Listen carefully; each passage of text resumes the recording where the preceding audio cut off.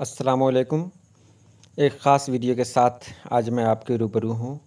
उर्दू के मुतशाबिह अल्फ़ाज़ यानी उर्दू के मिलते जुलते अल्फ़ाज़ हम अक्सर कंफ्यूज कर जाते हैं कि कौन से लफ्ज़ का क्या मानी है। तो आज इसीलिए ये वीडियो बनाई जा रही है। तो चलिए शुरू करते हैं वीडियो।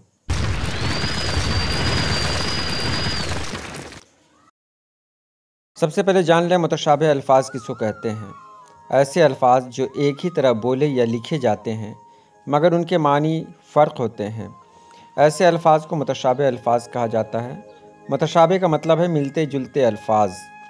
इन अल्फ़ाज़ को दो किस्मों में तक़सीम किया गया है, मुतशाबिह अल्फ़ाज़ आवाज़ के हवाले से और मुतशाबिह अल्फ़ाज़ इमला के हवाले से। तो अब हम बात करते हैं आवाज़ के हवाले से। अर्ज़ अलिफ से। अर्ज़ इस लफ्ज़ का मतलब है ज़मीन। अर्ज़ ऐन से इस लफ्ज़ का मतलब है गुजारिश करना। ये दोनों अल्फ़ाज़ एक ही तरीक़े से पढ़े जाते हैं मगर लिखे मुख्तलिफ़ तरीक़े से जाते हैं। उसी तरह सदा इसका मतलब है हमेशा और स्वाद से है सदा, इसका मतलब है आवाज़ लगाना या आवाज़ देना। तोला सोने के ज़ेवरात नापने वाली इकाई और तौला तौलना मस्दर से, जैसे हम सब्ज़ी तौलते हैं, कोई सामान तौलते हैं वग़ैरह। मैला मैला कहते हैं गंदा जो साफ़ सुथरा न हो। और मेला इलाक़ाई या मौसम के मुनासबत से मनाया जाने वाला त्यौहार। हम सभी लोग इसको जानते हैं अच्छी तरीक़े से। गांव में अक्सर मेला लगता है, गांव में ही नहीं बल्कि शहरों में भी मेले लगते हैं। उसी तरह आम ऐन से आम, इसका मतलब है कोई भी चीज़ जो कुछ ख़ास ना हो यानी जनरल। उसी तरह आम अलिफ से, तो ये आम कहते हैं मैंगो को यानी एक फल जो गर्मियों के मौसम में आता है। उसके बाद है नज़र। नज़र अगर ज़ाल से हो तो इस लफ्ज़ का मतलब है मन्नत या मुराद। और नज़र तो इसका मतलब है देखने की ताकत, जो हम आँखों से देखते हैं।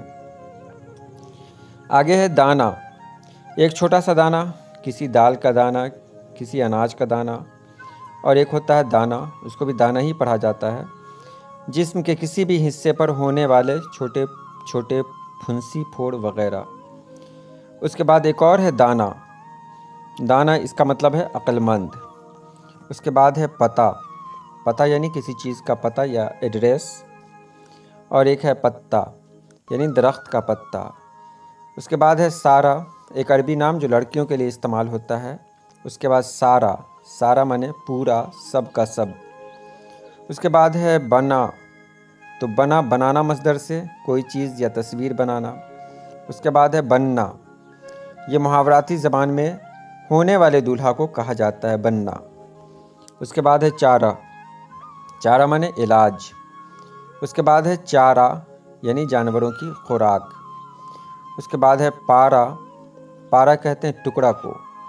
और एक होता है पारा, एक धात है यानी जिसको अंग्रेज़ी में मरकरी कहते हैं। उसी तरह अलम अगर अलिफ से लिखा जाए तो इसका मानी है रंज, दुख, तकलीफ़। और अलम अगर ऐन से लिखा जाए तो इसका मतलब है झंडा। आगे है गला। गला कहते हैं कमीज़ का गला, जहाँ से सर कमीज़ में डाला जाता है। और गिला, गिला कहते हैं नाराज़गी का इजहार, नाराज़गी का इजहार करना, शिकवा शिकायत करना। अब हम लोग बात करते हैं इमला के हवाले से। तारीख़, अब यहाँ देखेंगे कि इमला के हवाले से लिखा भी बिल्कुल उसी तरह से जाता है लेकिन मानी अलग अलग होता है। तारीख़, तारीख़ होता है महीने का एक दिन। और तारीख़ बिल्कुल उसी तरह लिखा गया, इसका मतलब है रवायात यानी हिस्ट्री, इतिहास जिसको कहते हैं। उसी तरह है इत्तफ़ाक़, इत्तफ़ाक़ दोस्ती भी होती है। और इत्तफ़ाक़ कहते हैं अचानक को भी। आगे है अदा, अदा कहते हैं नाज, नखरा, अंदाज, तर्ज। और एक और है अदा यानी पैसे अदा करना, बिल अदा करना। उसके बाद है मलका, मलका यानी बादशाह की मुअन्नस जिसको क्वीन कहते हैं। उसी तरह मलका, मलका कहते हैं किसी काम में कमाल हासिल करना, जैसे उसको इस काम में मलका है। ज़िद, ज़िद एक तो होता है ज़िद पर अड़ जाना, और एक ज़िद इसका मानी होता है उल्टा यानी अपोजिट। एक होता है कान, जिस्म का एक हिस्सा जिसे हम लोग ईयर कहते हैं। और एक होता है कान जो कोयला या सोने या हीरे की कान वगैरह। उसी तरह है हार, हार माने हारना, शिकस्त। और एक और हार होता है जो गले में पहनने वाला जेवर होता है। सोना, सोना यानी गोल्ड, एक कीमती धात जिससे जेवरात वगैरह बनते हैं। उसी तरह सोना होता है जिसको कहते हैं स्लीप, यानी आराम करना, नींद लेना। आगे है रहा, तो रहा रहना मस्दर से है, यानी किसी जगह जाकर रहना, वो 2 दिनों तक पटना में रहा। और आगे है रेहा, रेहा यानी कैद के अख्ताम पर बाहर निकलना, यानी आज़ाद होना। उसके बाद हवा है, यानी आबो हवा जिसमें हम सांस लेते हैं। और एक हुआ, जो होना मस्दर से है कि आज मेरे साथ कोई वाक़या हुआ। उसके बाद एक है छड़ा, जो गैर शादीशुदा मर्द हो, अकेला मर्द, उसको छड़ा कहते हैं। और एक छुड़ा जो मस्दर से बना है, यानी हाथ छुड़ाना। उसके बाद है जाम, जाम जो फलों से बनाई जाने वाली एक मीठी डिश जो रोटी वगैरह पर लगाकर खाई जाती है। इसको जैम कहते हैं अंग्रेज़ी में, लेकिन उर्दू में जाम के रूप में ही इस्तेमाल होता है। और एक है जाम, यानी शराब का जाम, पीने का गिलास या बर्तन। उसके बाद है आरा, आरा होता है लकड़ी काटने वाला औजार।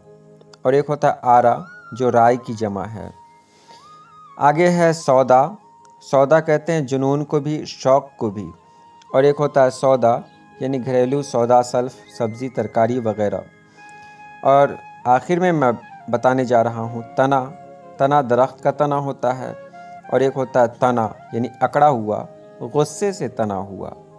तो ये रही आज की छोटी सी वीडियो जिसमें मैंने बताने की कोशिश की कि उर्दू में एक तरह के कई अल्फाज हो सकते हैं जिसके मानी अलग अलग होते हैं। और भी बहुत सारे हैं, जैसे मुल्क, मिल्क, मलक, आन, आन, और भी बहुत सारे हैं।